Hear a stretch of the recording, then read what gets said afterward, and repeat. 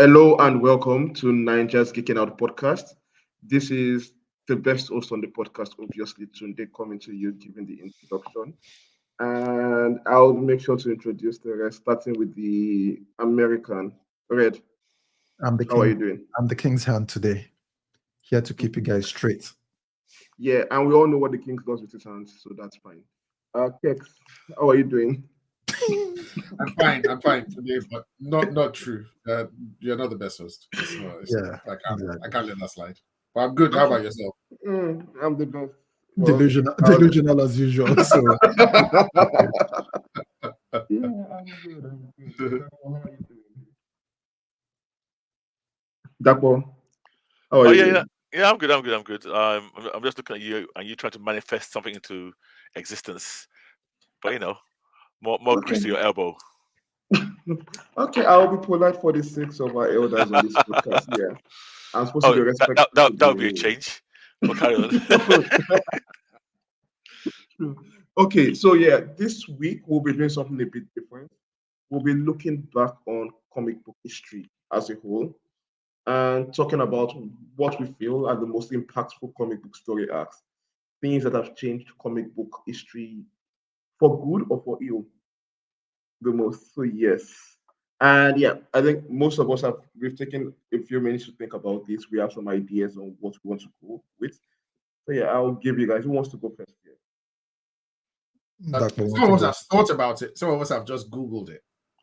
Yes. It doesn't matter whichever the result that comes out of it. That's the most important. Let's be clear. Yeah. Let's be clear. Mm, Okay. mm. How do we want to do this? Clockwise, anti-clockwise? I'm giving any direction. Okay, sure. Okay. That can be the first thing. Sorry. Red started the last one last week, the Okay. Olympics. Did I? No, the week before the Olympics. The Olympics, yeah, you started the Olympics. Yeah. The Olympics. Okay, Okay. that one. Why don't you start and then we go anti-clockwise, or what do you want? Okay. Yeah. Go first. Right.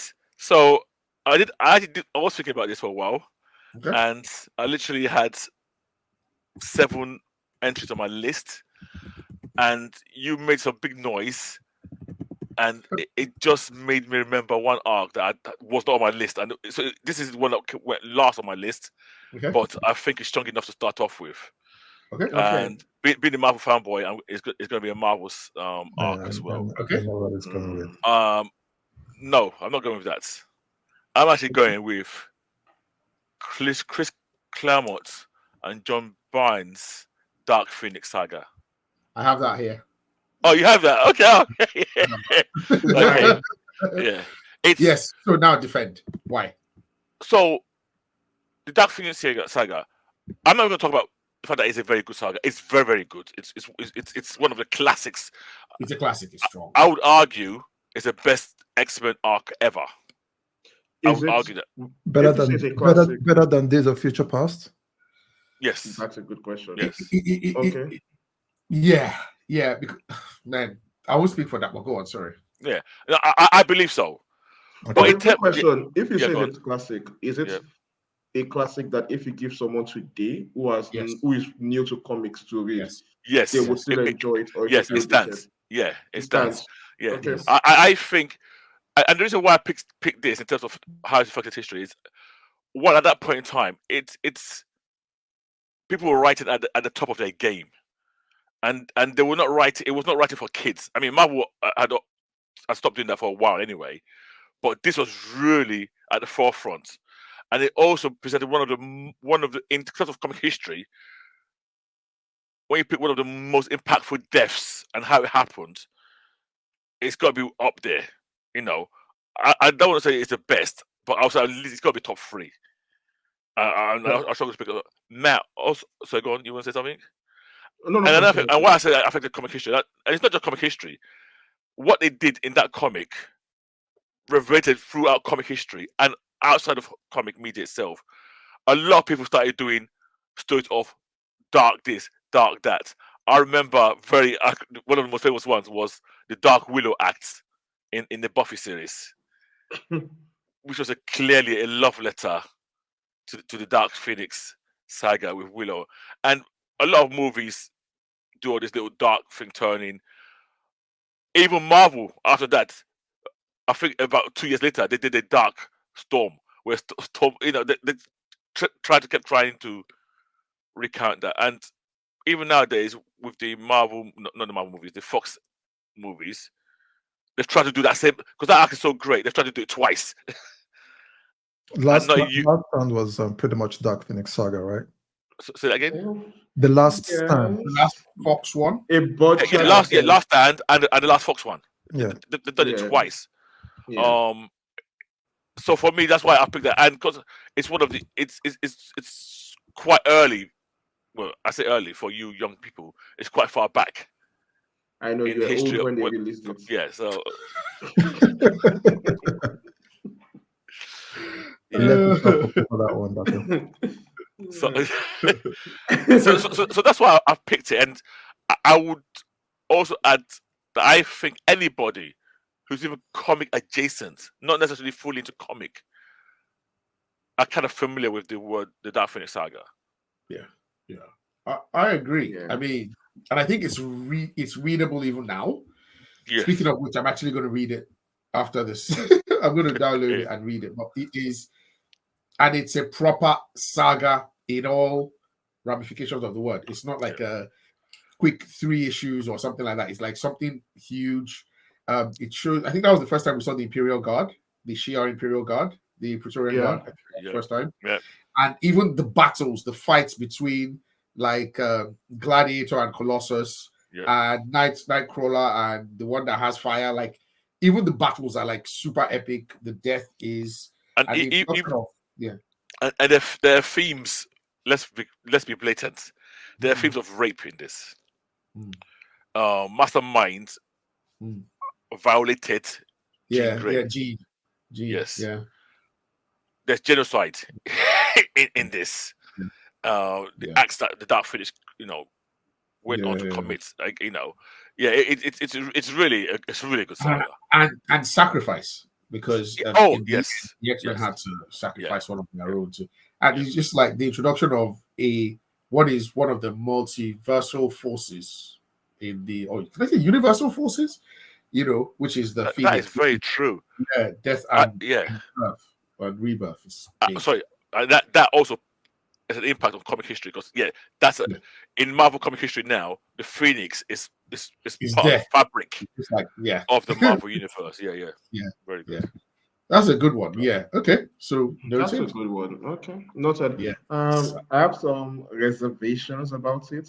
Okay. But because when I think of impact, yes, the story is fantastic. It's a great story by itself. But and it introduced some very new concepts. Like it opened up Marvel. I think that's the first comic to open up Marvel to a cosmic level. It set the tone of what I think is still the best cosmic world can be, with the Shia and all of that. But how much did it really change how comic book stories are being told afterwards? Like, it's a great story on its own, but did it really redefine the way we tell comic book stories? Let me add one aspect to this. I think so. Yeah. That combination became the best combo writing in history. No, not history. In comics at that point in time. To the point, it is why they stole John Byrne to come and rewrite Superman. Still. Yeah. Yeah. Okay, that's fair. We'll leave it up there. Yeah. Kex, you want to go next? So for me, I'm going to go with the death of Jason Todd. And this is because what did you say? that was on my list as well. I was in primary school when I read this comic book, and the only thing I remember is at the end of the comic book there was a huge, almost splash page that said, "Will Jason die tonight?" or "Will Robin die tonight?" Yes. And then I do remember that there was an address and the telephone number that you could either write to and vote yes or no, or call and vote. All this touch tone. Yep. And call or and this was, I think I don't know. This was the first time that the writers or the writers' room threw open the decision of where to go. Now they had, this is what we do if they say yes, and this is what we do if they say no. But they threw it out to the public. to say what's going to happen. And this is the first, Robin death that Batman has. I mean, him and Dick fell out, but this death was supposed to shake him. Now, clearly it didn't, because he went and got Tim. Immediately afterwards. No. He just walked it off. He didn't go and get Tim. Tim went and got him. But let's do the same thing. Either way, it was we move for Batman. But I think the death of Jason Todd would count as a seminal moment and it's something that they're trying to revisit. I don't think the impact really hits when they talk about Batman and loss. And they say this thing that you're doing, these soldiers that you are breeding and that you are putting out there, you think that you are preparing them, but there has to be another way that you can manage their trauma rather than, replicating what you have and putting them into your war. Into your war. Yeah, that's the truth. They're conscripting them into the war. There's other ways that you can actually manage their loss and their trauma. It doesn't really hit because after Jason, there have been other Robins. But I think at the time, the death of Jason Todd is right up there. I'm not going to say the death of Robin and Jason Todd is right up there. I'm not going to say much more. And of course, this has led to, the birth of the Red Hood, the ongoing trauma that Jason has, the hatred, the love-hate relationship that he and Bruce have, the intense homicidal hate and rage that he has for, what's that guy's name? The Joker. And his weird obsession with crowbars. I mean, Jason's weird obsession with crowbars. So I would put the death of Jason Todd up there as one of those big comic book arcs that has made changes or that has reverberated through the comic book world. Anybody arguing against it? I would argue it was on my list. I think it's the impact for Batman, because I think in the whole Batman mythos, that's been the biggest death that you could place at Batman's door. And you've mentioned the crowbar, you've mentioned the Joker, and even right now is a mainstay in the cave. I don't know if that's still part. Was the costume? The costume, of Jason Todd. Yeah. And we've seen this same story, not elements of it being shown in the movies. You see a costume, you see why so serious, you see Joker writing over the uniform. So it's something that it's part and part of the Batman mythos. It's always going to be there. Again, almost anybody who's even a little bit comic adjacent again is aware that Batman lost a Robin to Joker. I would say so. I think it's worth being in this group. Personally, you know what? I also think it's possibly the drafting or conscription of Jason Todd as a Robin is one of the worst decisions that Bruce Wayne has probably ever made. Yes, because the boy was clearly unstable. I don't think, just apart from psyche, just felt like somebody, you thought the person was clever, and you were like, look at you now. Are you saying this in retrospect of his death? Because clearly the vote was for who is the most popular Robin, and lost that. But sorry, today your audio is cutting out. You're burning them now. Oh, okay. Are you saying this because of the death? Because the death of Jason Todd was because it was the least popular Robin. But in retrospect, before that happened, before Jason Todd was but Dick could have been killed as well. Yeah. But I'm just saying, in the history of the Robins, I just feel that this one was trained. Yeah. It was such a careless decision. It was I want to do a like for like, not like for like, but I want to replace the one that's gone by bringing in this one that is, roughly the same age. I can dress him up the same way. I don't know. I think maybe he got used to that partner dynamic of having or sidekick, not partner, sidekick. Yeah, and I have to say he was a bad choice even before his death. He was angry. He was very angry. Very, very, very angry. You pick this guy off the street. He really was a hoodlum on the street. Yeah. He was very, very angry. He had a lot of anger in him. Now, all of that, especially after Dick, kind of annoyed a lot of the fanboys. He was not loved. He was not seen as a true Robin. Who is this brat? So obviously, when the historical contest was put to everybody to vote. Yeah. Oh, yeah. On shock, not surprisingly, Yeah. they voted to kill him off, which Yeah. showed how much the public did not like this Just- character. They rejected it. Yeah, Basically. but I'm glad that in a way DC, even when they brought him back, they've kept the anger. They've kept that. They've not tried to redeem him fully. Yeah. He's not making him like a Dick or a Tim. Tim. Yeah. We'll come to Damon later because Damon's in a way Damon's history. That's his son. He almost had no choice in that. Yeah. In a way. But in Yeah. Jason, that was a really weird. That's Very almost like a rebound off It was. One Robin, and you just pick the first thing that came along. Yeah. You know. So, Yeah, go on. yeah. How would you say it has influenced how we write and read comics now? Because yes, they did this thing for the first time, the lottery. Yeah. I don't think of any things like we don't do lotteries again in comic books. It's like There were you've seen a few that of the them. one They did it a few times after that. Yeah. Yeah. They did it with the amalgam, the competition between Marvel and DC. Was that before or after? It was after. I was after, way after. Oh, that was in the yeah, 90s. yeah, Yeah, amalgam. That is true. That's clever. Yeah. That was after.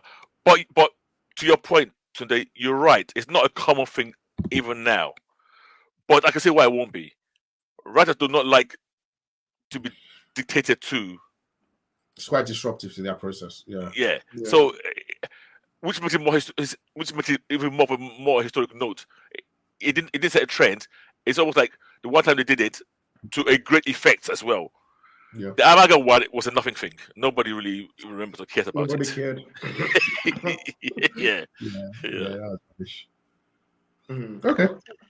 Okay, so we put that down as an impactful comic book, at least for Kex. It formulated a part of your what's this thing called history in Yeah. comics. History. Yeah. Okay. Okay. Yeah. Today go. Okay, I'll go next. So I was actually debating. You guys can hear me, right? Yes. Yes. I was you can. actually debating between one or the other. So, but I have two that were both written in the same year. So I will go with Watchmen. Hmm. I love, Starting off strong. what? Starting off strong. Yeah, I love this book. I think prior to Watchmen, I mean, you all know the story. I think good was good, bad was bad, and Yes. the lines were clear. Watchmen, correct me if I'm wrong, was the first one that deconstructed heroes to be morally ambiguous and psychopath, pretty much. Yes. Yeah. So you had these heroes who the world loved, but behind the scenes were very, very dysfunctional. Dr. mentioned rape in that Clinic Saga. Yeah. I would say grape here now so that we don't get cancelled or we don't get blocked up. So because some people they block it in some Yeah, of yeah. not from there. So I mean we had all of that. We had the comedian. They were just terrible people. Yeah. Then the non-linear way the story was told, like jumping back and forth. Then the artwork. There was specific. I think there were a couple of pages where you just had the 9 panels and there'll be no words, and you Yeah. could actually follow what was going on. So, I mean, I was a little bit young when it came out, but even I haven't read after that. I don't think anybody did it before then. And since then, a lot of people have copied that formula where you now have what if the superhero is bad? What if this person is morally ambiguous? So Watchmen, as far as I know, set the template for the constructing superheroes. I don't know if I could. That's a very strong one. I mean, what if the big bad is actually like one of the big good, like Ozymandias? Like that's a strong entry. And outside to the people, initially they were well loved. Yeah. But I mean, for example, the comedian to the people in Vietnam, they knew was no hero. But he came back to America like hero. And they were just assholes. They were like terrible people. I mean, they were terrible, terrible. They were. Yeah. Oh, okay, I'll pick Watchmen. That's Not Watchmen is a classic for a reason. Like it elevated for me. It elevated comic books to literary masterpiece. Like you put Watchmen with any work of art, ever written in history, and it stands up there with them. Like it's Yeah, it's I very difficult to touch that. Even the countdown to midnight. Yeah, there And was Yes, a the clock. doomsday clock. undertones, yeah, the doomsday clock and the political undertones of it are yeah. very, very, very significant, very, very strong. Yeah. And at that time, you know, the time in which the book was based, Yeah. it was we can literally die tomorrow. You know, this was the time where yeah. in There schools was an actual doomsday clock. Yeah, they yeah, would do yeah, yeah. exactly. They would do drills for in the event of a nuclear holocaust, hide under your table. You know, this was like a standard. If you hear the klaxon, you know, follow your teacher into the bunker or hide under your table. This was the life that was being lived at the time. Did we have sorry? Did we have any comic before then that actually had a superhero scene, a shrink? Rorschach. I'm not sure, Yeah, but nothing as popular as this one. I would say. I mean, the one thing I have to say about Watchmen is Alan Moore set out with an idea. He wanted to end superhero comics. That he wanted to write this comic. People will read it and say, "I'm not reading comics anymore." And Look at Kex. but all he did was almost elevate the art form. The result was Indirectly, he elevated the art form.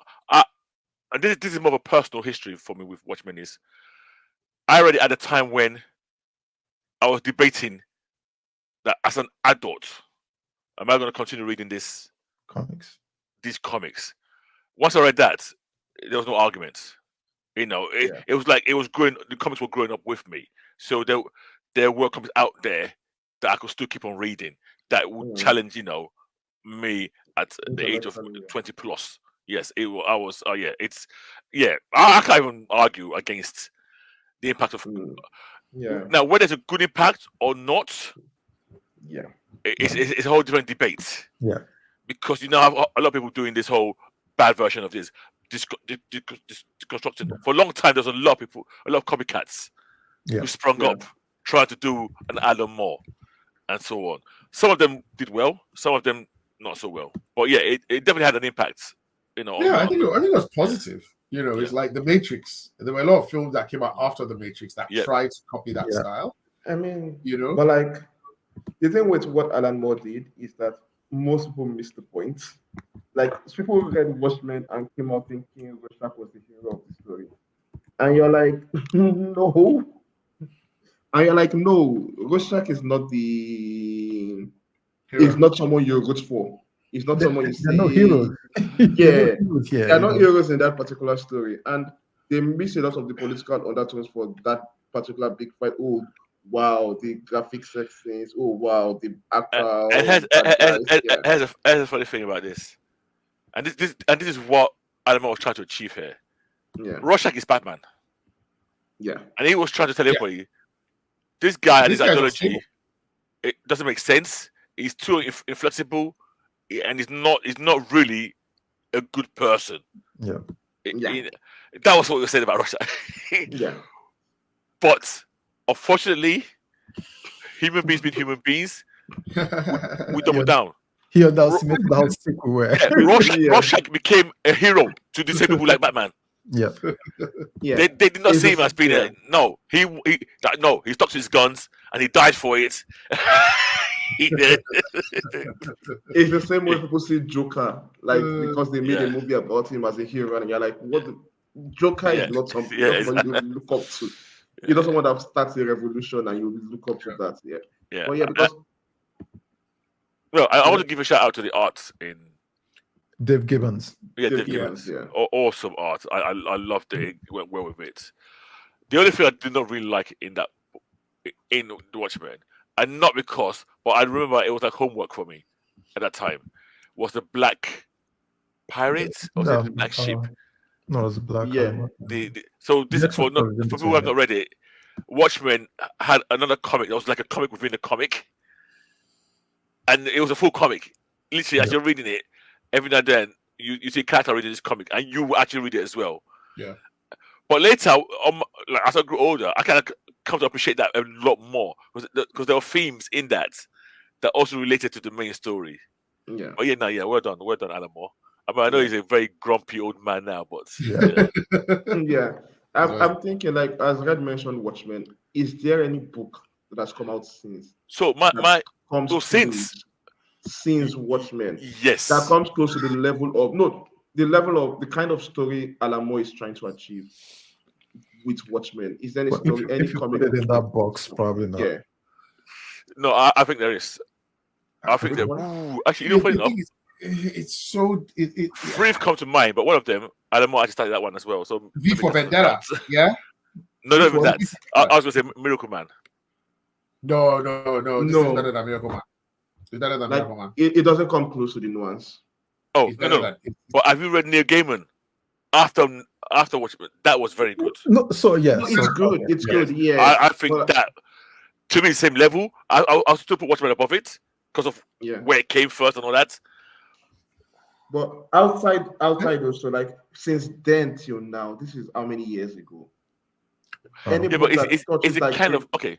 It's 30 kind What of would book it is. It's very difficult. yes, It's yes. very no, difficult. I'm not even asking for a replica of that, but All like right, can I something say that touches the themes. Sandman is up there, same level in my mind. Yeah, that's why I said no, if you no, put it in that box, yeah, Yeah. it's I'm not hard. talking about like in terms of quality, Oh, okay, like okay, sorry. in terms of like what Watchmen was trying to do with superheroes, Oh yeah, no, no, what no. Watchmen was trying to say Oh with yeah, superheroes I'm with you. was Yeah, yeah, but that's so again. Sunday has It's a created a very very different narrow kind of parameter. Yeah, no, story it's that it's eh? he's telling. created a very narrow parameter that is hard It's to exactly. It's extremely. It's extremely narrow today. It's extremely No, yeah. narrow. Why I'm trying to create this, why I'm specifying this narrow parameter is like Mhm.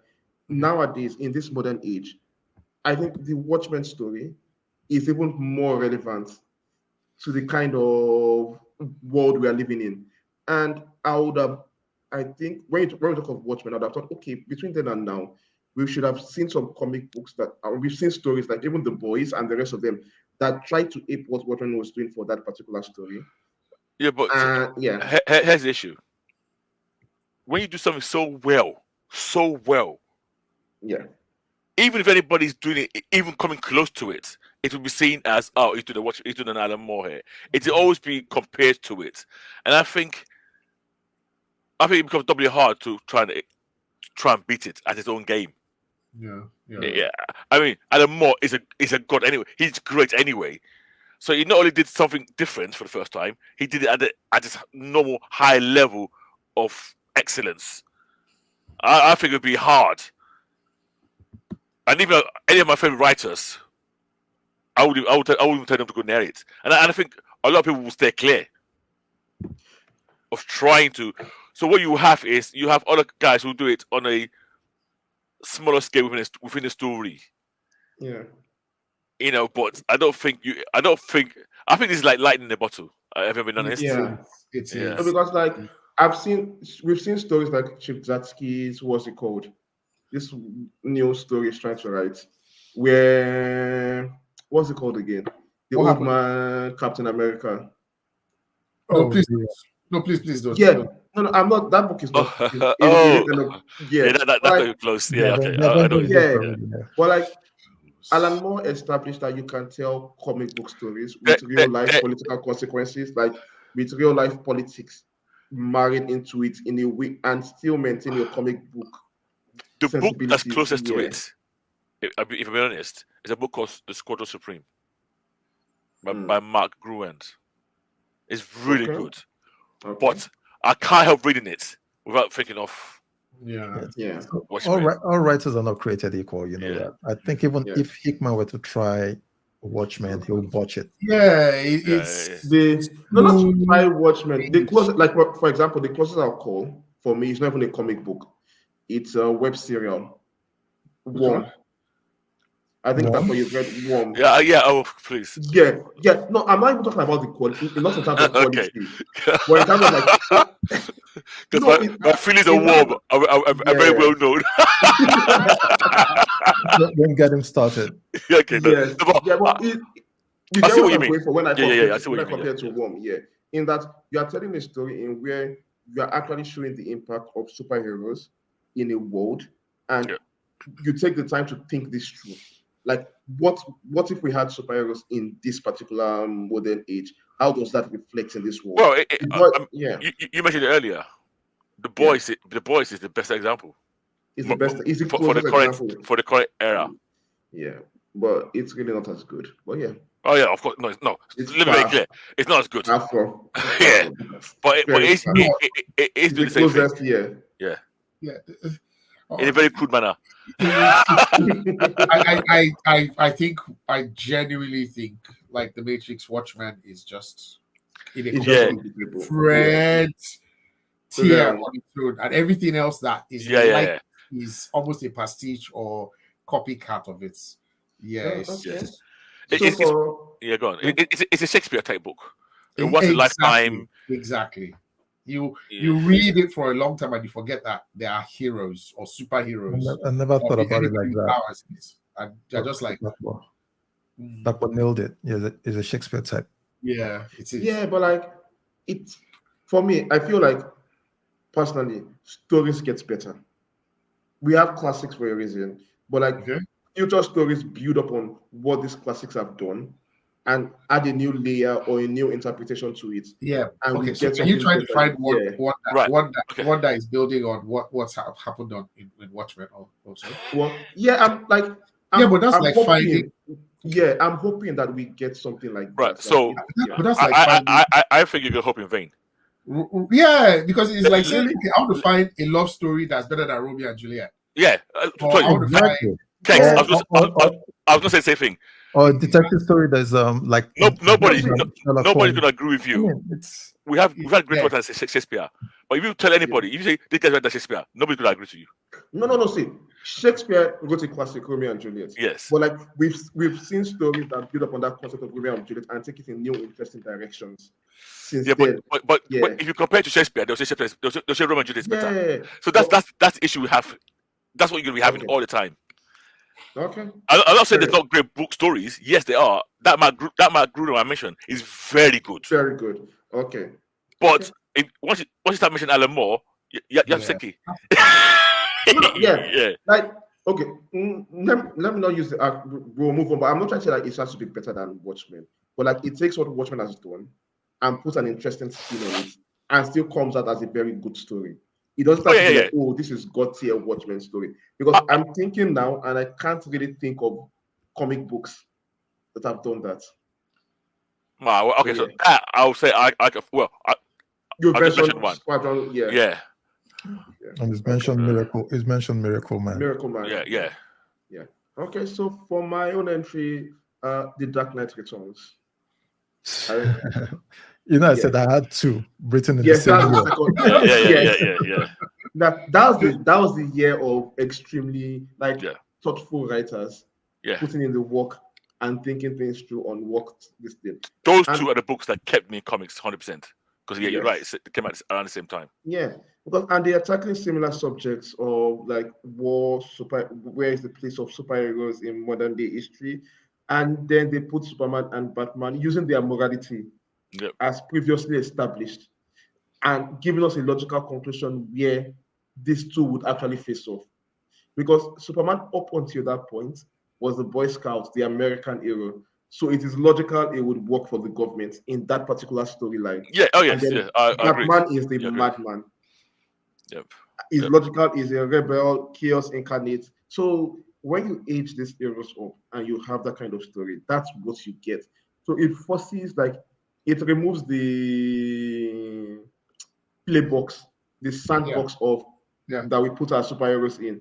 That's you guys, this is the sandbox. Everything always goes well for you. You do A, B happens, and we ignore every other possible consequences.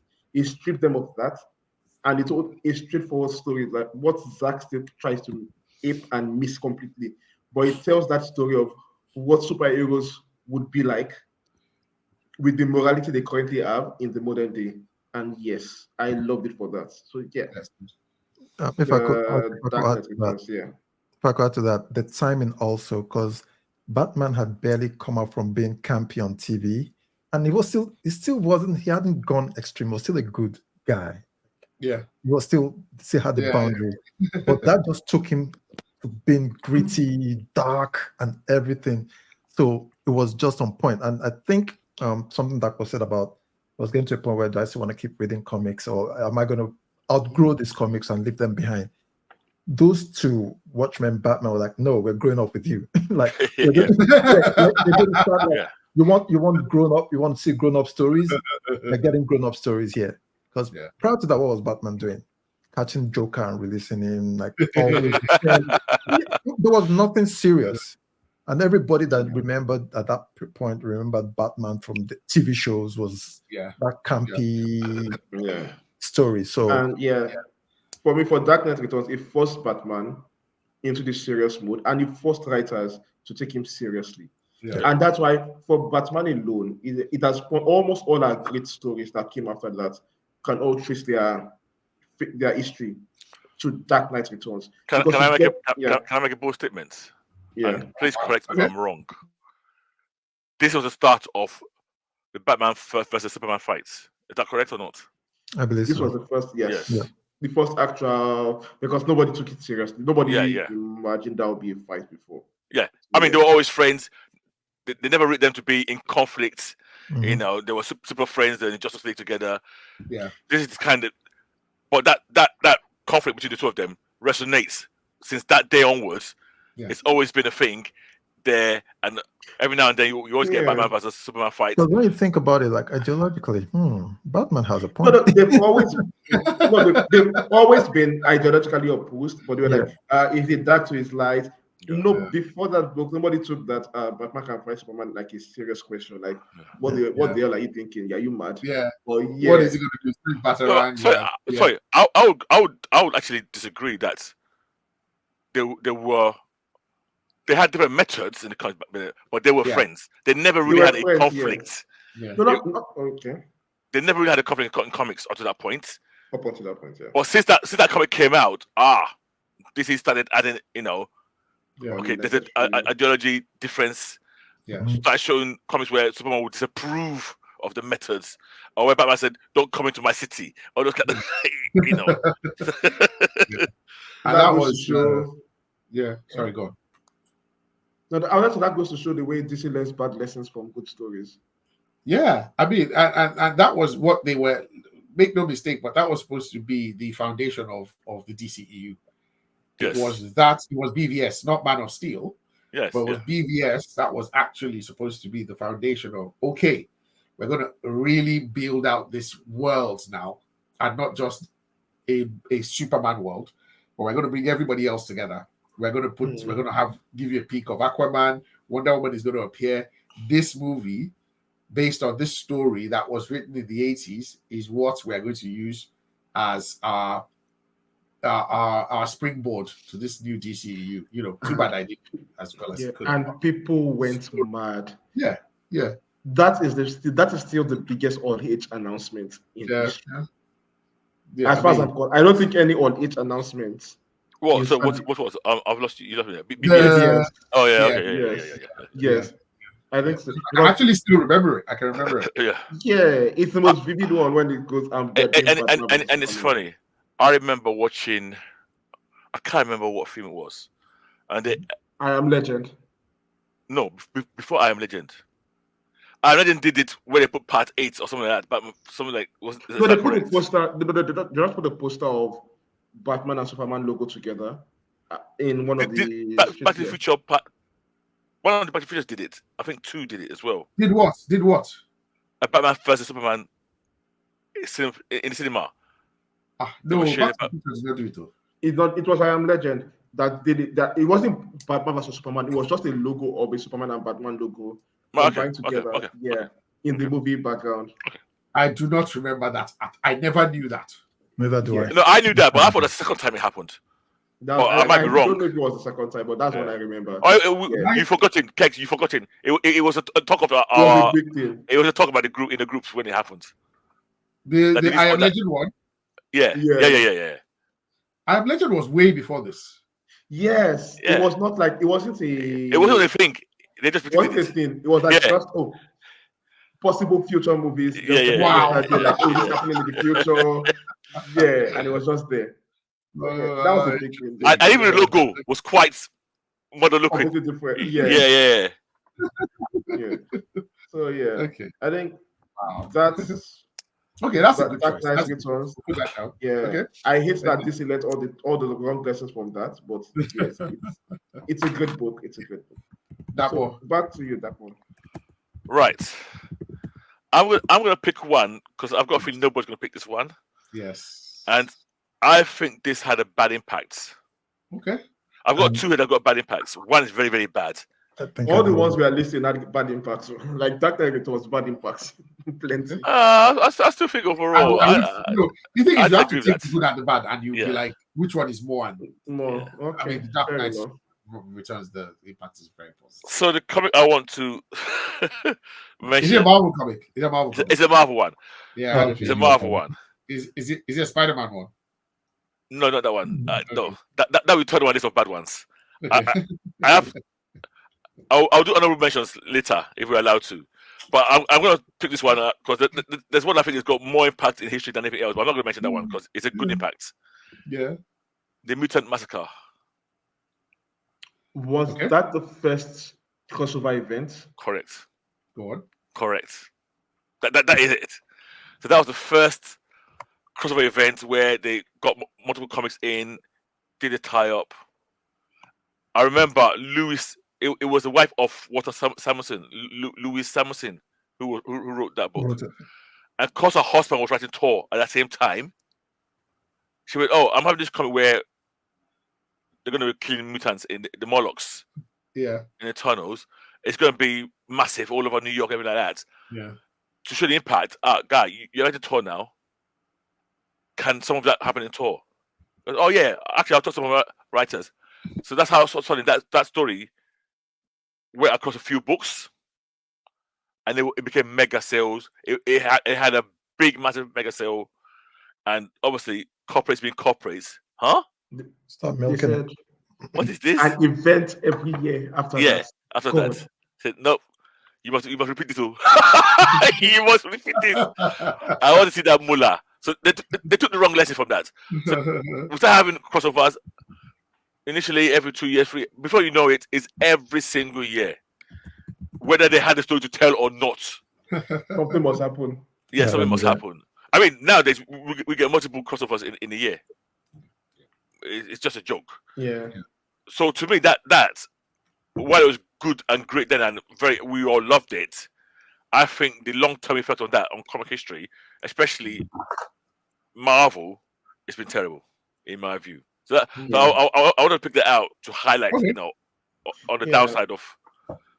Like That's really we good. get That's a good we get negative. these really good things, and then we get these really good ideas, and then they beat it to death in comics. I think that's what comic books has come to. Someone has a great idea, and then they kill it. The next, Yeah. I will mention another one again that on Oh, this side Okay. that they've beaten to death as well, and it's like no, I think this that thing was works. Yeah, this that thing was works because that it's was rare. one of my list. The way you're going to mention, I know it's one was the one on my list. But yes, Yeah. that's me. I mean, I don't have much more to say about it. Great idea by Louis Samuelson. When I went to San Diego, she actually talked about it again as well. Oh, okay.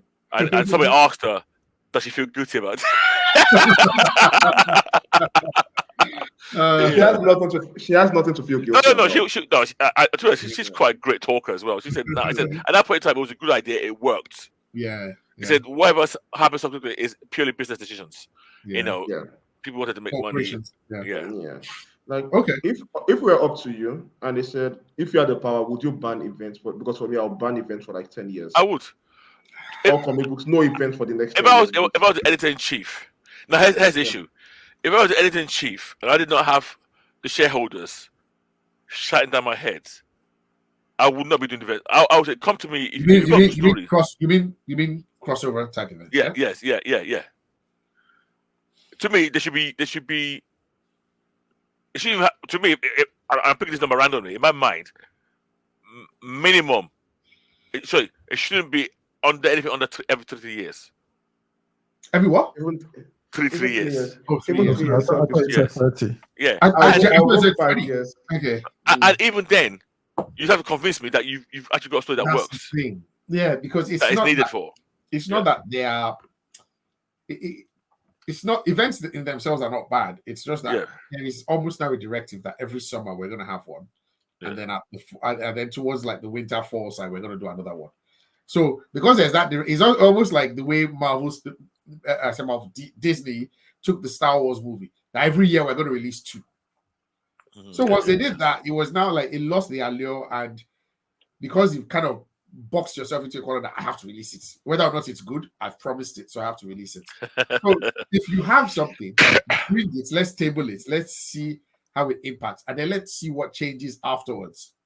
So don't do one that doesn't change anything, and then everything returns to the status quo, and that you don't even have stories beyond after things have changed. If you're going to kill Captain Marvel, what does that mean for the rest of the universe? If you're going to kill Captain Marvel at the end, what does that mean for the rest of the universe? And who's going to take the other books going forward?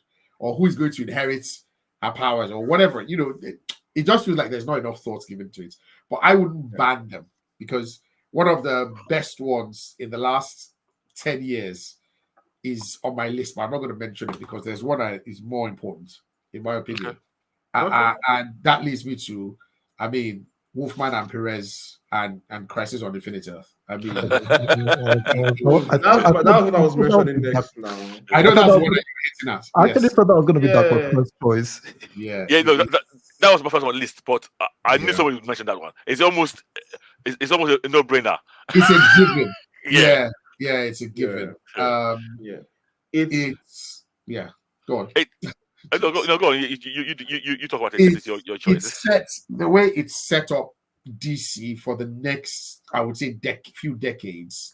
Till now. Yeah. Because it was the first one that actually allowed retconning as well of some characters, like Wonder Woman was retconned, some elements of Superman as well. That was the first. I think that was the first divider of almost, well, apart from like Golden Age and stuff, of like pre-crisis and post-crisis. So what happened afterwards? It has been huge in the landscape of DC, of just establishing DC. I think it was the first time that over the course of several months, DC was outselling Marvel. Like it wasn't even easily. It was a no-brainer. It was their first huge sort of maxi series, is what they called it.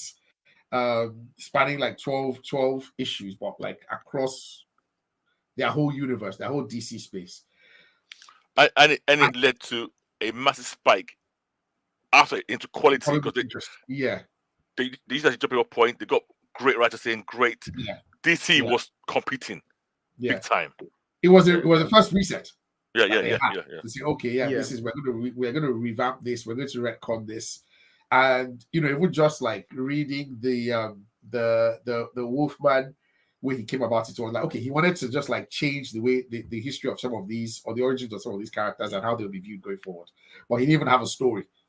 So then he had to now speak to the editor, and then once he got with Perez, then that was when they were able to actually build out a story. So he wanted to do something, but he didn't have any story. He was like, this is where I wanted to end. Now, how do we go about now filling in the gaps in between? It's such a huge seminal moment in comic books and for DC. If there was one event that they've been trying to replicate since with Convergence and their other crises, it is that Crisis on Infinite Earth. So that's the one that I'm going to put down for like huge impacts that we're still feeling to now, and they're trying to cast that lightning again. And even to their series, with the Arrowverse and such, they are just constantly trying to do it. So Crisis on Infinite Earths. Can we give honorable mention to the artwork? Yes, of course. Every single hero in that book. Yeah, exactly. Capturing all those heroes, all of them. Yeah, you remember that. You remember that final. Jesus. And if you think about the covers, I'm talking about the actual event comics, the 12 issues. Yeah. Some of those comics today are replicated. Those cover. Superman holding Supergirl. Yeah. Iconic cover. Yeah. Replicated constantly. There's one cover with Psycho Pirate. I've seen that replicated so many times as well. There was one moment where, and that moment still lives with me vividly, where the universe was fading away into white. And Yes, it's yes, step by, and I felt chills reading that yes, moment. Like yes, I literally felt the chills of. I don't think any comic book has hit that level, that high yes, since then of that. Yeah. And one thing I'll go to you about this particular event, Kex, is that it took them almost 5 years from when Wolfman had the idea to when they released the book. They Because released they first hired their researchers to read all their comic books yes. previous to Wow. that. Yeah. Yeah, that task took them like almost 2-3 years to be done. They now had to plan out the comic book for a year and a half or so. They had to Wow. plan out what is coming up afterwards. Afterwards, They yeah. had to Yeah, hire new writers for all the new writers books. afterwards. Yeah. Okay, so it wasn't just, oh, I have an idea and Yeah. I'm going to It execute it. wasn't a That's cash. why, It wasn't a cash grab. yeah. Like Yeah. when you contrast that level of planning into creating that particular moment, you Yeah. compare it to something like New 52, where it Yeah. was Oh, Geoff yeah, Jones. no. Oh, I'm writing Flashpoint. It would be a So good idea in this summer I submission. don't think Yeah. New 52 is not even a bad. It's not even a No, bad. it's not a bad book, but like the No, problem no, with New 52 is the execution. no. Yeah. What the reason why I say that is, man, they've been worse. Like Oh, yeah. there'll be like convergence or Oh God. honestly, I would like when it comes to like a lot of Marvel like events, crossover events, just be like this is pointless. Why did you do this? Yeah. You know, I will never forgive King in Black because I'm like, okay, well, I don't know. Let's But you see, not even go there. yeah. And this year has done so many useless crises since that Yeah, particular yeah. book. They've And been you're trying like, to they've been trying to, and it's not. Like, if you want to do a crisis, take your time. yeah, Like, yeah. build it out properly. The way these guys went at it. And in a way, and this is why I think they can never do it again. Is it was not just that event; it was a company shift in direction. Yeah. They had decided, listen, before the comics they were writing comics for kids. Let me be frank, they were writing comics. When you read those comics before, maybe one or two of them, I think the Batman had already started trying to be a bit more mature A bit then. more, yeah. Yeah, but generally when you do comics, nobody in teenage year was reading DC anymore. It's like once you pass 12, you shift to Marvel. It's seen as the adults. You have Superman still fighting with pink kryptonite and loosely saying, "Oh, is that you, Clark Kent?" You know, you still had all that old. Even the covers were childish. The whole It was still saving cats from the trees. yeah, and then because I read the history about it, and the guy said, "Listen, we are getting mullered by Marvel. It was not even funny." And they said, "We need to do something big." And then you mentioned the history of DC, all the Silver Age characters, and then they already brought back the Golden Age characters. Everything was a mess. So they wanted to reset. Okay, you want to bring these writers across. You can't bring them to continue this old storyline. It's not possible. Let's just do a bit. So to me, it was a corporate change as well as a comic, crisis in a way. The word crisis actually is a perfect title Perfect word. Yeah. for what they did. But then again, you start cashing in, just like Marvel cashing. Oh yeah. Let's have an event. Let's have an event. No, God, no. Like, You can't really. and crises have plagued DC ever since. Because Sorry, Yeah. today. Say that again. yeah, crises have plagued DC ever Yeah. since. Yeah. Because it solved the problem they had, but it created a new problem for them. Because once you open the door to the multiverse, every new event, like look at what they've been having every single year, they are resetting their universe. Like Doomsday Clock will reset the universe, Dark Metal will reset the universe, Convergence. God. Even in the same year, you would have like two different events resetting Dark the universe Crisis. again. Oh God. Wasn't that the last one where the No, heroes? that's not the last. Wasn't Dark Crisis the last one that heroes went away? It's not the last one. We've had like two more since then, 2 or 3 more since then. Where the heroes went away and we had their dark versions. Then we now found out that there's another.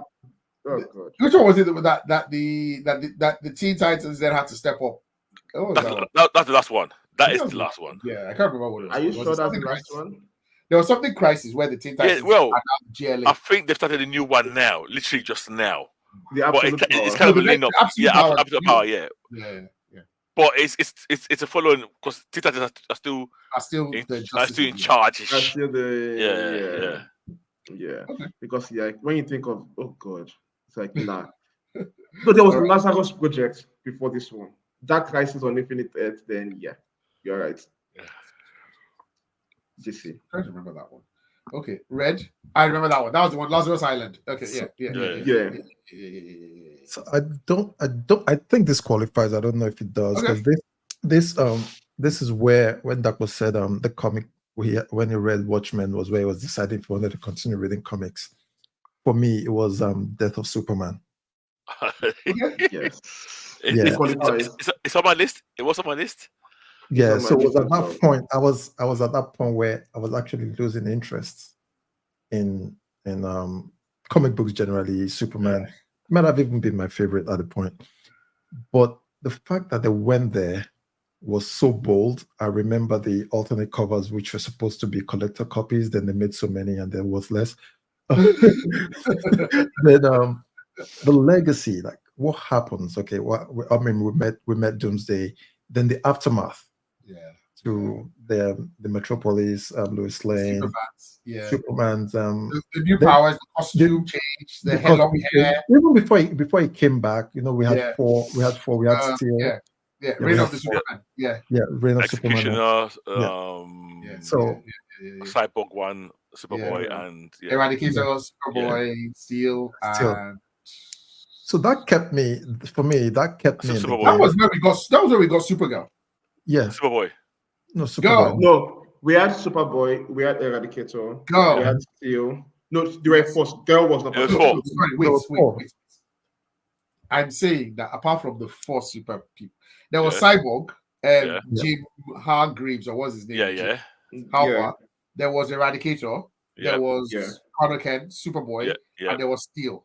Yeah. But that was also the introduction of Supergirl, because Lex Luthor had red hair. Remember, I mean, Lex had come back.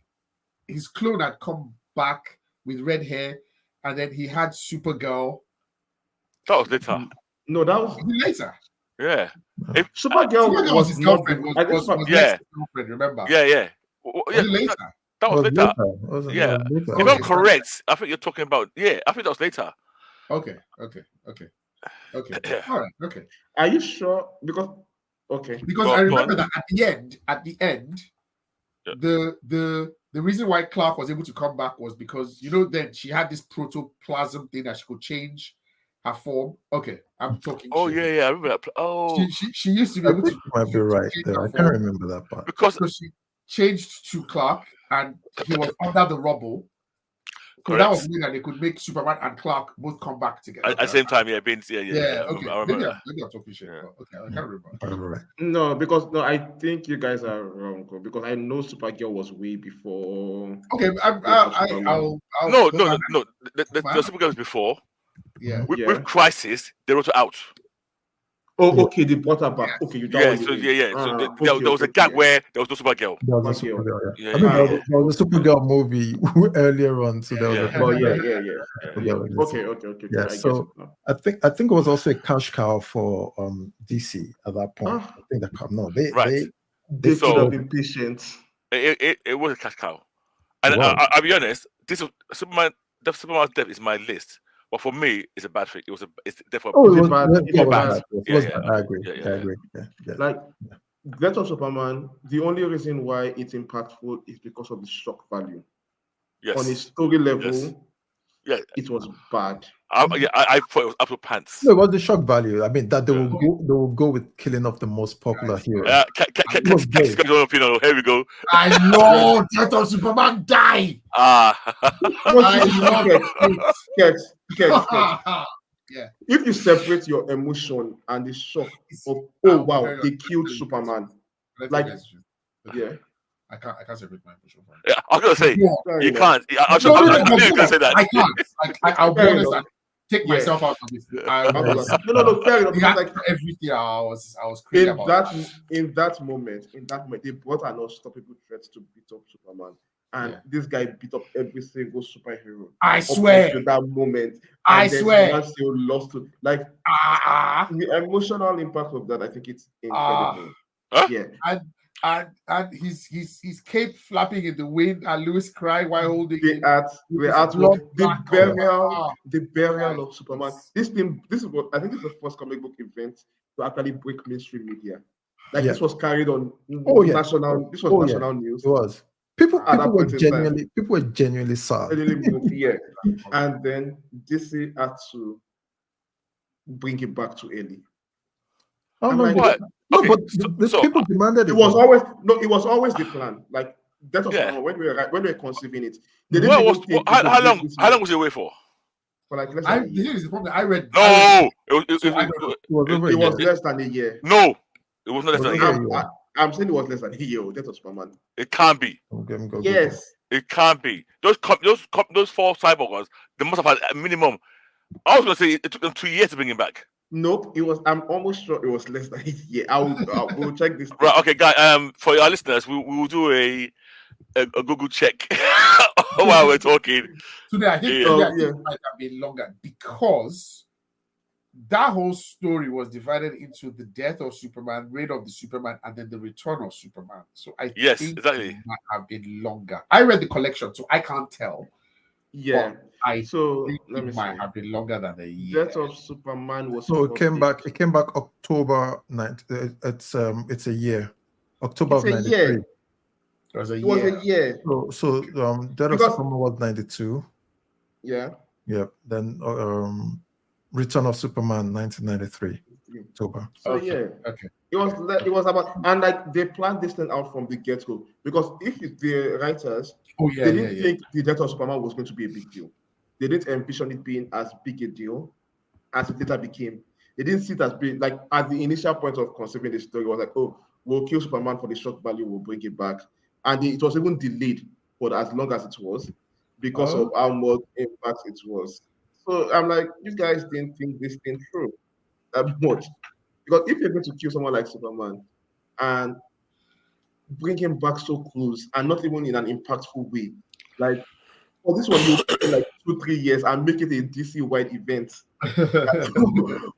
We need Superman back for that kind of stories, because like there's a famous this thing on YouTube by this asshole, what's his name, Landis, where he goes into the death of Superman. He talks about it a lot. He makes he writes his own, he scripts his own version of the death of Superman. I think that's a very popular video on YouTube.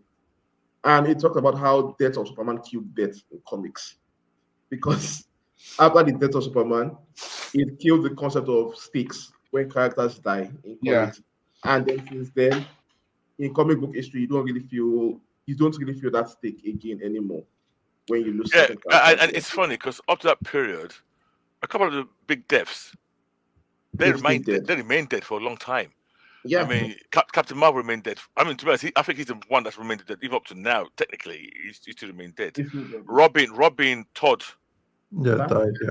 Remained dead. So yeah, they were very reluctant to kill, because then to bring them back was a bigger deal. But unlike nowadays, if somebody dies, nobody's blinking. That's right. You know, you just count the times. So I to be honest, I agree. It's historical. I agree. It has impact. It introduces characters. So I can never argue about the impact on comic history. I just felt it was a very negative one, personally. It wasn't good. I agree with you. Would you take it back? 100%. 100%. You'll take it back. Yes. Yeah, like if you could remove it from history, that don't write it. Let's say I was time travel back to that point, and I was in any position of power at DC when they came up with this idea. I'll first say, okay, the person, one, it's not going to be some black unknown that's going to kill Superman. That'll be my first thing. Or I'll build that up way before. Yeah. And it won't be a Hulk clone of my rival. Yeah. 2, that threat will not beat a B-Tech Justice League to show its strength. It was one of the most worst Justice League team in history of Justice League. It had Guy Gardner in it, so yeah. He was a shining light. He was a shining light in the whole team. He was a shining light in the whole team. I will do that, and I would do it such a. I mean, and then I make the death more impact. It just felt like a cash. I probably wouldn't even announce it, but I know that defeats the purpose because it's a cash grab. You need to make so much noise, and we knew. But I felt nothing when I read that comic. Well enough, I did Really? enjoy Yeah. the reign of the Superman. Mhm. Like, because it was like a mystery. Who are these people? You know, so I kind of enjoyed that a bit. But remember, we were coming, and this is what annoyed me more than anything else. We were coming from the height of what I call the best Superman. John Bryan. This was not very long after John Bryan left. They started doing this. Yeah. And I thought, oh, God, what are you doing? And they had, prior to that, which was not bad, they had this Superman in space, which I enjoyed just before. You don't remember Superman in space? I remember it. Yeah, just before they killed him. Yeah, just before the death. Because remember, I guess this was part of the issue. After Crisis, John Bryan depowered Superman. He was still Superman, but it wasn't like this lifting planet type of Superman anymore. Yeah. When he was in space, he could breathe, but he couldn't breathe for long. He actually had a face mask. Yeah. So I know a lot of fans were saying, "Oh, this is rubbish, this is rubbish, this is rubbish." So I knew part of them killing him, bringing him back. They would like amp him back to his previous levels. Yeah. You know, but yeah, no, but I cannot deny the impact in history of comics that it has. You can't talk about history of comics without mentioning that. So, Yeah. what have you read? Would you delete Death of Superman from history? No, I wouldn't. You I'll leave leave it. Yeah. Kex, you would? I would keep it, but I see your point. I see that was point in that. To be fair, it doesn't even get referred to that much anymore. In comic, in continuity, I mean, it's almost like it never. The only reference that brings it up is still I said Doomsday Darkseid. Doomsday. The fact that he still exists, and the fact that Superman almost still has that.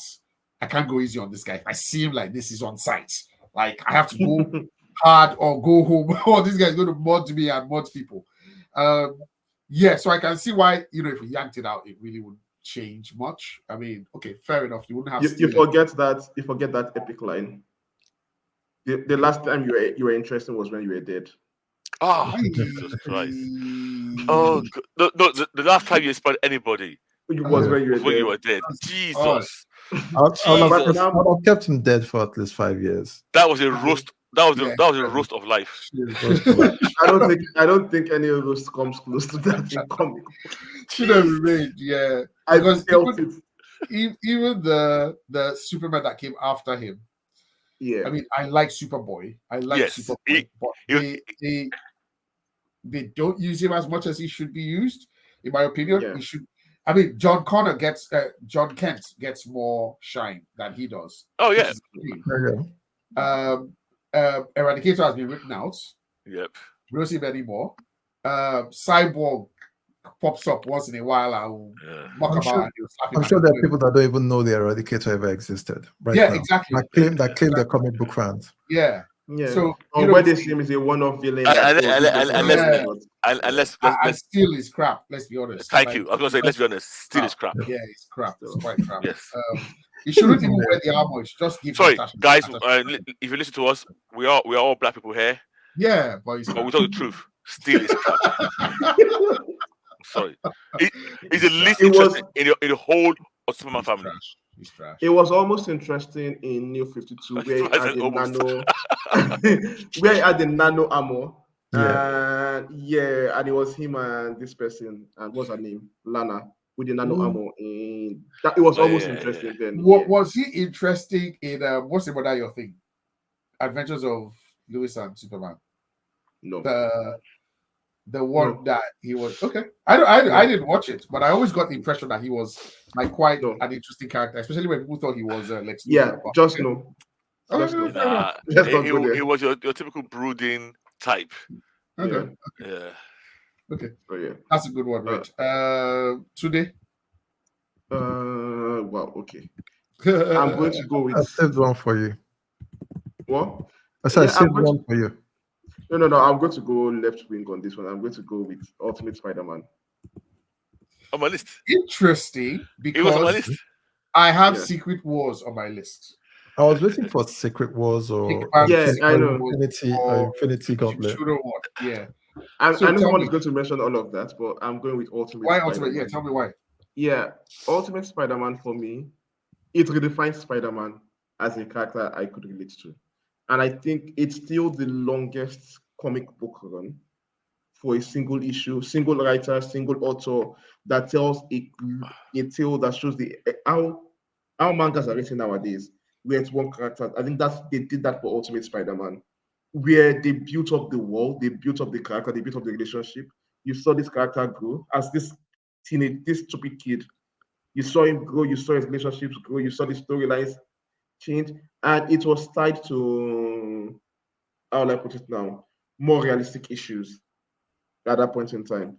For me, I've revisited that run like twice, and I find it very difficult to see a comic book run of that length and that consistency. So yeah, That's what you're gonna say? For Ultimate Spider-Man. Yes. It's the inspiration for Spider-Man now. Like you have to say more. I think I don't beyond that. We We saw the beginning and the end of Peter Parker. Yeah. In one long run. We saw it gave us Miles Morales. Yeah. Which resonates now to now.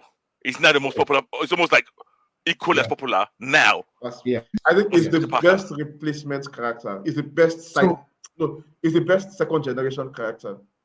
Okay. So wow, because that means Wally West is full of that. I'm sorry, you know what I'm doing. You know what I'm shaking my head. So think about it before you say yes. Well, it's up there. It's up there. He kicks his pain. I like Miles, and the reason why I was thinking about the Hickman Secret Wars is the introduction of Miles Morales. The ultimate end is this introduction of Miles Morales into our universe. Yep. And he's staying here. He's here. This would be Hickman's Secret Wars, not the first one. Not Jim Shooter's one. Yeah, Hickman's Secret Wars. And I was going to say, and I put down Jim Shooter's Secret Wars for the introduction of the black suit as well, which was, and I think it was, I don't know if it was the first time we had full battle world, everybody just be fighting. I don't know. It was. I think it was like the first battle royale type, just bad blows. I don't know if Ultimate Spider-Man, I would put it as truly. I'm gonna, I don't know if I'll put it as truly. Why not?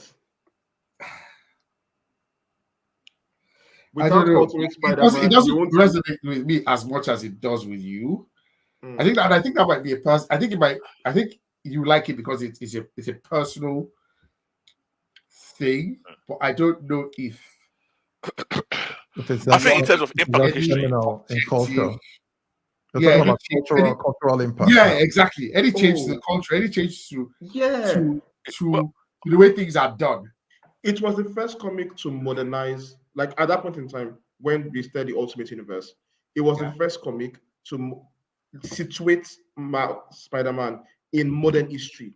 It was like, are you just saying Spider-Man or a comic book character? The universe in modern history. Like, okay, Spider-Man is in 2001.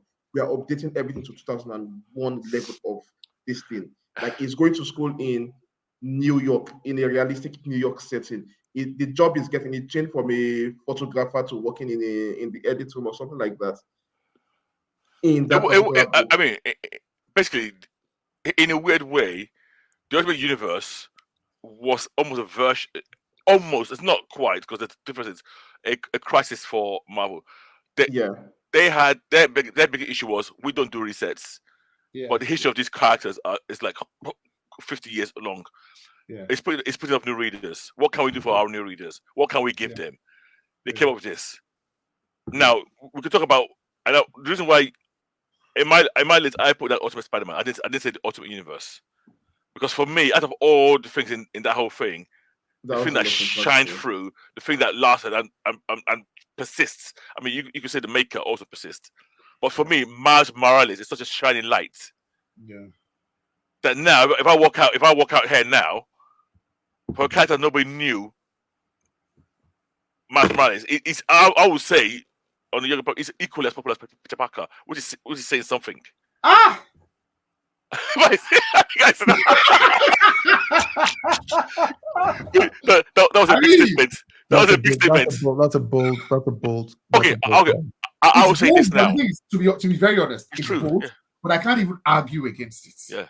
Because if you ask my kid now, who would you Yes. rather? My kid would never blink. He says Miles. But Miles, Miles yeah. is a Yeah. cool one. Yes. And Peter Parker, he doesn't know much about Peter Parker at all. Peter Parker is think not us Spider-Man old heads might be that we more grew up Peter with. leaning, Yeah. but the younger kids are definitely into Miles Morales. The guy wears Jordans to web swing. The younger kids are really into Okay. Miles. That's a point. His costume is similar as a ghetto. What is it? As a ghetto Yeah, graffiti. exactly. Yeah, You know, the guy is cool, and you can see what. And now they had that animation that just blew it up. It really resonates with them. Yeah, so much so. Ah. Ultimate Spider. But wait, are you saying that? What about the run itself of the Ultimate Spider-Man, Ultimate Peter Parker, from his birth to his death? Yeah, sorry, I didn't hear that. Yeah, what do you think of the run itself of? No, it's excellent. Spider-Man. I think when you look at Bendis' line of work, Yeah, that's right up there at his height of his powers. In the Ultimate Universe, that was the best title by far. by a mile. Yeah. So I'll be honest, I like the start of it a lot. You like what? I said I pun like the intended. start. I like the start of the of the X-Men Ultimate Run a lot. The start. I'm going to say the start. It fell apart. Well, it fell off quickly. Yeah. Too tall. It became terrible. Yeah. Terrible. And the I Avengers, like the Fantastic Four too. The start. Oh, and then they had the worst art at one point. Literally, the art became bad. Yeah. So that one too fell off. Yeah. But in terms of consistently high, and it ended on a massive high. I mean the death of their Peter. He touched because he remained a child all through the run. Yeah, it was like a year or two of his entire run. Yeah, exactly. It was like by the time he died, he was maybe 16.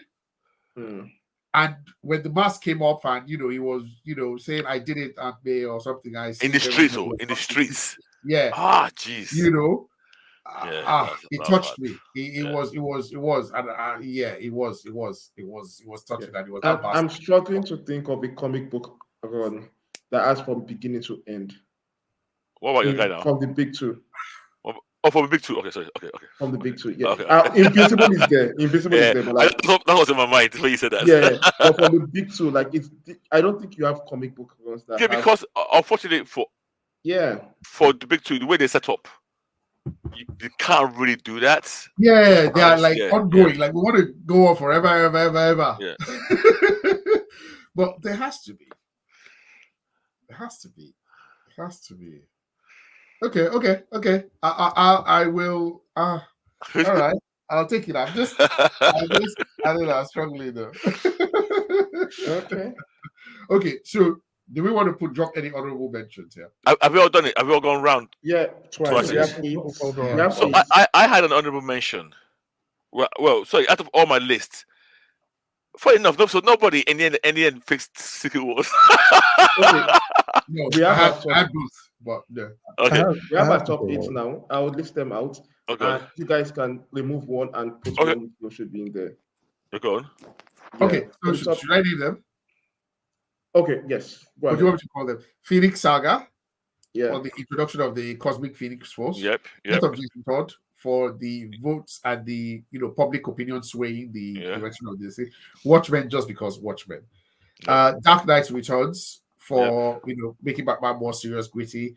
Murloc Massacre for the crossover events. This at Marvel. Crisis on Infinite Earth, just because Crisis on Infinite Earth. Death of Superman for its is it media coverage, or how would we put it? Like it was exactly. Like it was at the scale. It was on regular human TV. That Superman has died. Regular human TV. It impacted the culture. Yeah.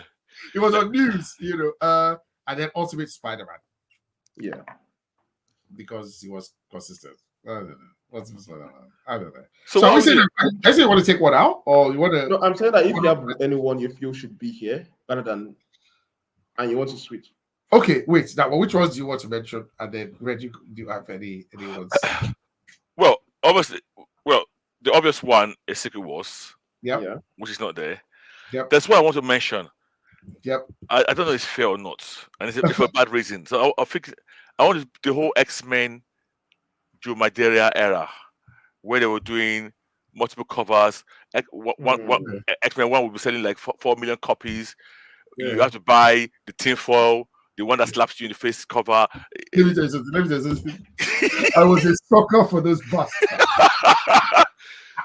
That's I wrecked. was They That took is your, they finished. took your money. No. That I is would what bankrupted. save. That is what bankrupted Marvel now. Yeah. That is what bankrupted Marvel. I would save to buy those. Yeah, I remember now. Yeah, they were putting these things in the millions.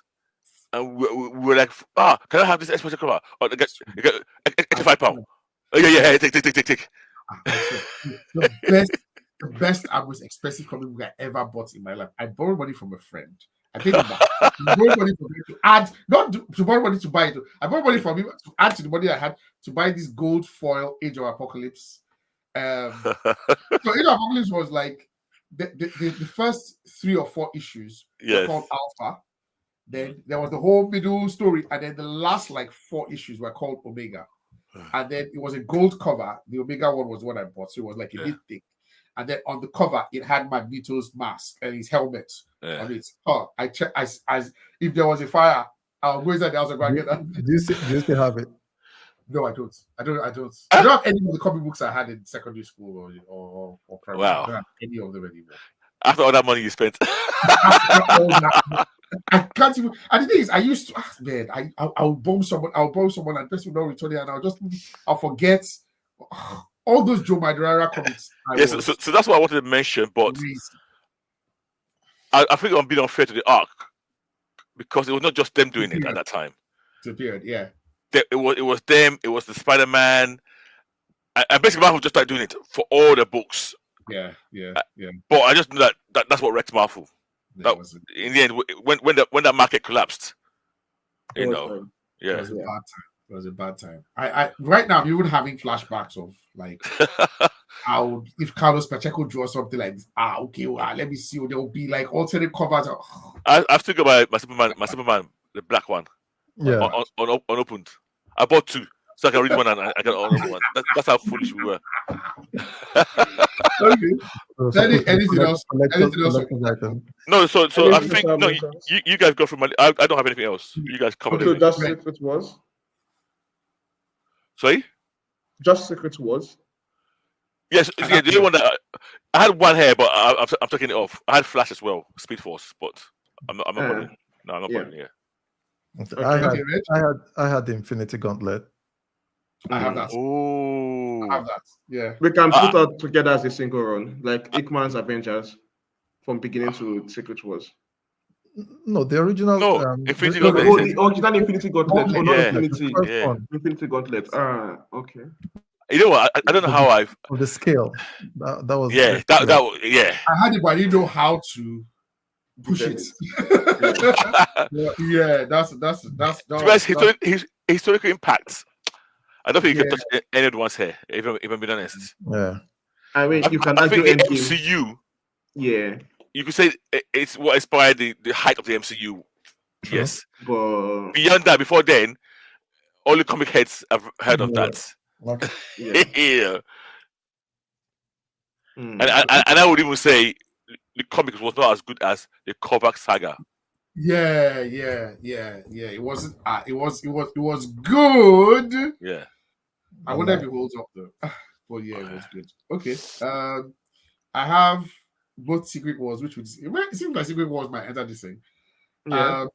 I have one that you guys are going to argue against and you hate, so I didn't even bring it up because I didn't want to argue today. No, it impacts positively or negatively. It doesn't. Which one? Which is Nightfall. Nightfall, Batman. That's moving on. I don't guys are like, okay.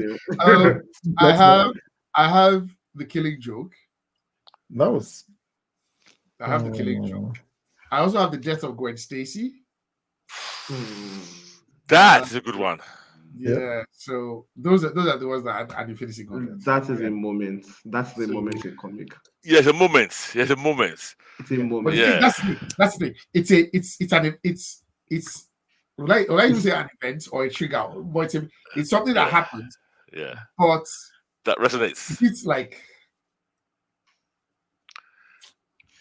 Like Ah, it's a moment that it's going to like the way Jason Todd's death would stay with Batman throughout his entire history. Yeah. Yeah. The way the death of Superman will stay with him throughout his entire history. Yeah. The Yeah. way It's there. death. It's going to be like even if everything that happened around it was shit, that exact event will be with them Yeah. forever. And as much as I hate the Amazing Spider-Man films, Yeah. I That think moment hits they hard. replicated that moment Yes. to even Yeah. a worse effect. It was not. Yeah. It was not because we had fallen in love with this. I was Yeah. like, Yeah. I didn't think they were gonna go there. Yeah. I knew they were going to go there, but like I was like, if you're going there, was- why are you making us like this girl? Like, I It's- was hoping the back again of because the spine was snapped, right? yeah, They added that noise now. I can't remember what that noise is. They added one noise. it was like a chicken bone cracking. Yeah. It was very, very Yeah. visceral. I felt that film would have been better, and they might potentially have got a third film if they didn't kill that. yeah.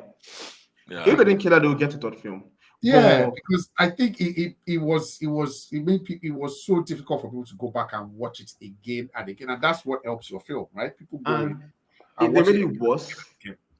They made it worse because the first film already set it up like, oh, the father begged this guy, stay away from my daughter.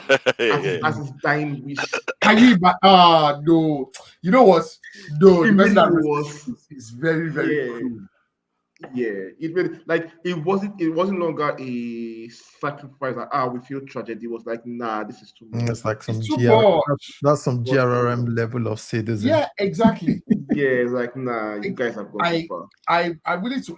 I bet that if the girl had lived, definitely that they would have gotten a third film. Because No, see, I tell you what. I think they could have a third film. I don't think that was the killing point. I think the point was, The story was bad. yeah, and that guy, And yeah. the main Which villain, I it was agree. rubbish. Don't get me wrong, but it's pretty much the same as the first Spider-Man. Okay. I mean, William Dafoe was great, but let's be honest, the Green Goblin costume was horrible. Oh yeah. That was And yeah, So- that yeah, but which is why Spider-Man 2 is the shining lights.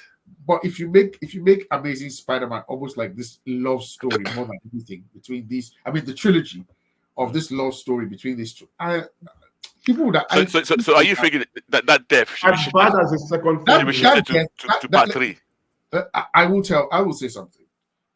I promise you, I could not watch that film twice in the cinema because of that death. If she did not die, I would consider watching it again. I'll consider watching it because now I'm like, okay, so you're doing your own thing, even better. Yeah. You know, No, do your own stories, just like this little shift, just shift this little thing and just do another universe. I was Well, already worried from the first part when they killed the father. I'm like, are you guys really going to go and kill this girl in part 2? Captain Yeah. Stacy. Because Oh, they already well, casted they already casted this lady as Mary Jane already that should appear in the third part. And I'm like, guys. And she was a great Gwen Stacy. Yeah. Amazing. Yeah, she was very She's a good. better Gwen Stacy than any of the Mary Janes that we've had. Yeah, she's the best I don't looking know. person we've had on screen. Oh, okay, sorry. I was gonna say we've not had good Mary Janes, but I do think Zendaya has been a good Mary Jane. Zendaya is a I think good she's the best. whatever it is. She's She's a good Mary Jane. exactly. Yeah. She's But a she's good best. whatever She's she a is. good she's a good Mary Jane, but like I'll prefer Emma Stone as No, Emma Stone was the best girlfriend in live action. Yeah. Yes. She was just the best. Yeah. Yeah, she was the best. Yeah. I have It's good. two.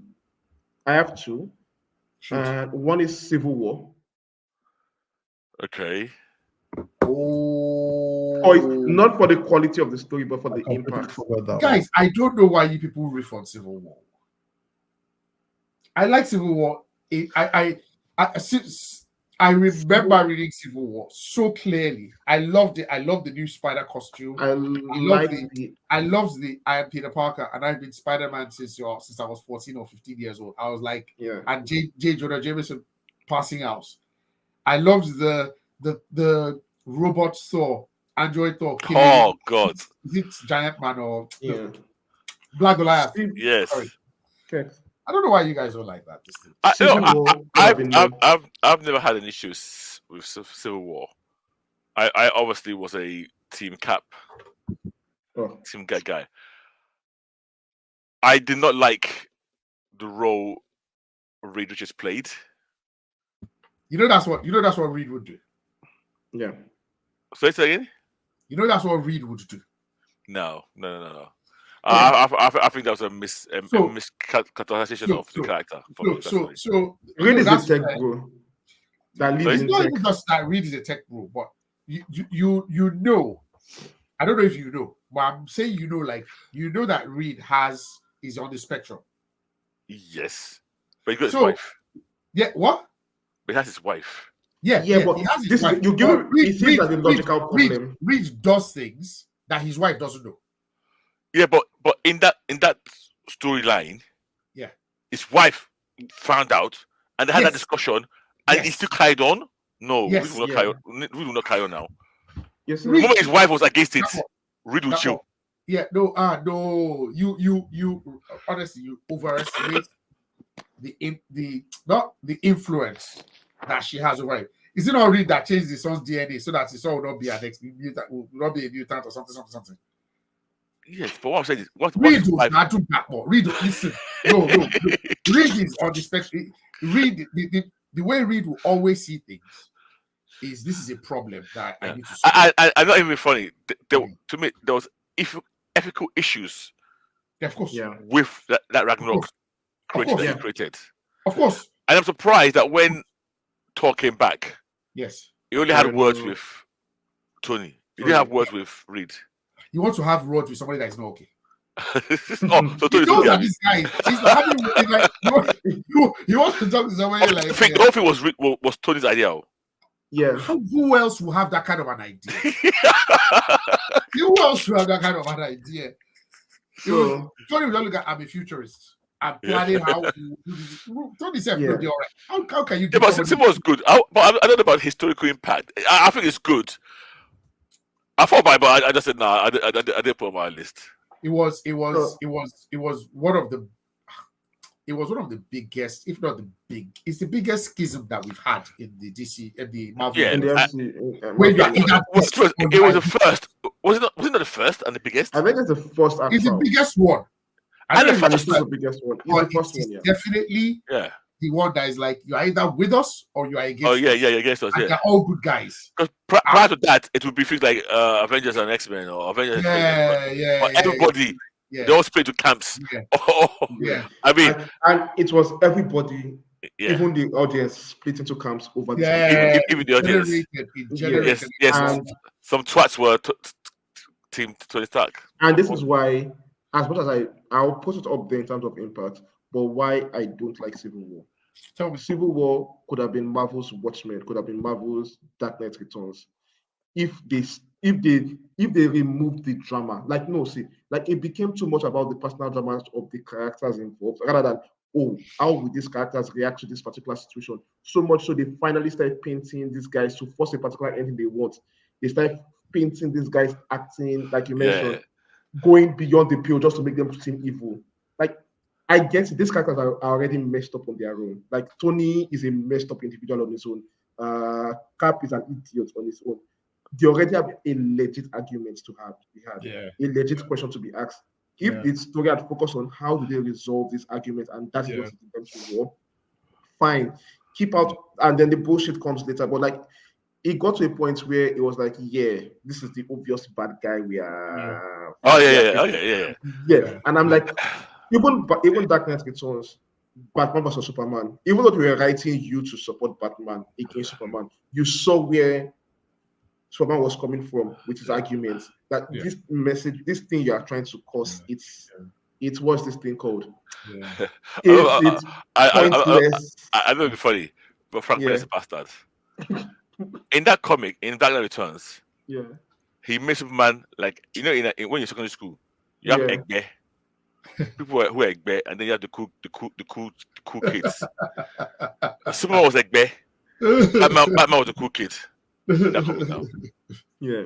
So I'm sure that you could have done something like that with, because superhuman registration, it was the main topic of the day. They hit upon the Yeah. topic of the day with surveillance and all of that. Yeah. And that touched the nerve. And they could have elevated it, but they just devolved into drama. And I'm like, guys, no, you can do better than it could have been more. It seriously could have been more. But that's I not see your point. Yeah, I see your point. I did like it. I actually love it, but I see. No, I liked it. I liked it. I like Civil Yeah. War, Yeah. especially the first one. Yeah. Yeah. Okay, Civil War. What else? Kingdom Come. Yeah, but the thing, It had you know, issue. my time with Kingdom Come is, I'm like, I can't think of the impact of It had an impact. On the culture. Yeah, It's very, very standalone. it came to me. It's one of my best books ever, but it has an impact now. Yeah, and I like it that way, but it kind of stands on its own as That I mean, obviously, Red is sitting in front of a picture from it. Yeah. Yeah, it's a great book, but impact history on comics, Yeah. no. Yeah. Okay. It barely had any impact on DC. And you know what? Back to Kingdom Come quickly. Oh, it was supposed to have a massive impact. If you remember the original plot line for Kingdom Come, where it was literally a Game of Thrones kind of story. The House of Steel, the House of Wonder, the House of Marvel. Did you hear the storyline about the Marvels? The Captain Marvels in it? Where there was like some rape and all this. Yeah, it would be awesome when you read the outlines. It was like supposed to be a wedding between the House of Steel, that's Superman's house, and the House of Wonder. And then Batman was like, no, this is going to form an unbeatable power block and all. It was supposed to be a proper epic. Okay. I hope Mark Waid goes back to it one day. Oh, wow. Yeah, I hope DC goes back to that one day. Like, it would be really nice to see that kind of world built out. But then, I mentioned Sandman. Right. I can't believe that was not on my list. Yeah, I didn't think of Sandman. Sandman. Yeah. I actually thought about it, but no. The issue is, historically, it did something that no comics ever done. I will never do it again because they banned comics from that award. Because it won the. I want to get this name right. Was it the Hugo Awards? There's a Hugo Awards, if that's what they're thinking. But there is one. He won an award. I want to say Hugo or Saturn Award, which normally is for novels. It won it, and when they I don't know what I don't know is how the judges didn't know where it was, and when they realized it was a comic, they were in their what do you call it, classist behavior. That a comic book winning this now, they changed the rules. Never allow a comic to enter that again. So for me, Sandman, it's a great comic. I don't know much. I can't argue the history of it. Impacts is what I'm going to argue impact for you guys. Okay. From Sandman, we had Lucifer. We've had Dead Boys Detective. These are things that we've had the Endless, Death of the Endless. These are things that are already. What are they for the culture? I mean, honestly, our core self. Did not. I mean, Dead Boys and Detectives. The TV show, Lucifer's TV show, was a very big TV show. Which one? The TV show, Lucifer. Lucifer. Yeah, but okay. So here's my issue. That show was popular. It wasn't that big. It was popular. But even that Lucifer was a very lightweight pastiche version of the one that we've had. Constantine as well. But that wasn't from. No, Constantine was in, but he wasn't. It wouldn't meet him. Yeah, but like the stories that they adapted had the Sandman element in it. Yeah, no, you can't click Constantine. You can't click Constantine for Sandman, my friend. No. Constantine's already been running around doing this foolishness. Sandman has defined the magical realm of DC. Like you can't do magic. As it? Yes. Even I don't agree. Everything magic. But who's doing it? What impact has he had to it going forward? He did a good job. So how did Sandman affect the magical? Not magic. No, the tone of that world in DC all ties back to Sandman. No, today no. Because Sandman, the first book of Sandman, the first volume, Yep. gotten all the most of the various magical characters you've had existing in DC beforehand. They all show up in some form of way, and their stories are written to fit into the narrative of what Sandman is doing. And then from Sandman, you get this guy, like this magician guy that's supposed to be the all-powerful one. What's that kid's name? I forgot. I Tom. keep forgetting his name. Tom, Yes, Tom. Sorry, so this is where you're getting it wrong. That guy's not from Sandman now. It came out from. It's Nope. not. Nope. So what? When they did when they very free well. Sandman, they not start releasing all these book trying to imitate that level of Sandman level of writing, Yeah. and they created that. But it was not a direct. It was like No, an okay, imitation book. let Yeah, me put it like this now. From Sandman, the influence of Sandman has influenced the way DC writes magic, basically. Nobody writes magic the way DC I would writes magic. say and it all comes from Sandman's Sandman. biggest influence is Vertigo. I don't agree, Sha. That it made Vertigo popular and people a lot more. We start getting a lot more books trying to aim for Okay. Sandman level of. So, Yeah. Sandman, send me it. It's a good book. Don't get me wrong. It's my I top. get. First, I had it in my mind, but I could not put a case forward for historical impacts. Yeah. Okay. Yeah. So, are we fine with our list, or do we want to take something out for us? I'll be honest. We've done an hour 40 minutes. Yeah. Okay. We could- You know we what? could Let's leave argue.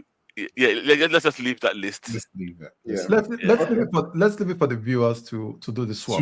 Yeah. Oh, can we? Yeah, Let's let's see if we can put a poll saying this is our list. What would you take out? Suggest what do you think should not be in that list, and what would you replace it with? Okay. Okay. Good. And I'll share this. Okay, so next week, I feel like something should be coming out. Got one more week. One more week for the best TV show in the land. You have to one drop. week It's to going wait. to be insufferable. What? Oh no, Kent is going to be insufferable. No, Cakes What- is gonna what- be in pain. That was gonna kill him. What is it? Agatha. It's Agatha. Must be Agatha. Isn't that September? Lord. Yeah, about Right, 2 weeks 2 time. weeks. July is next week. Yeah. Oh, 2 weeks. Okay, Next sorry, I week. think it's 1 more week. Okay.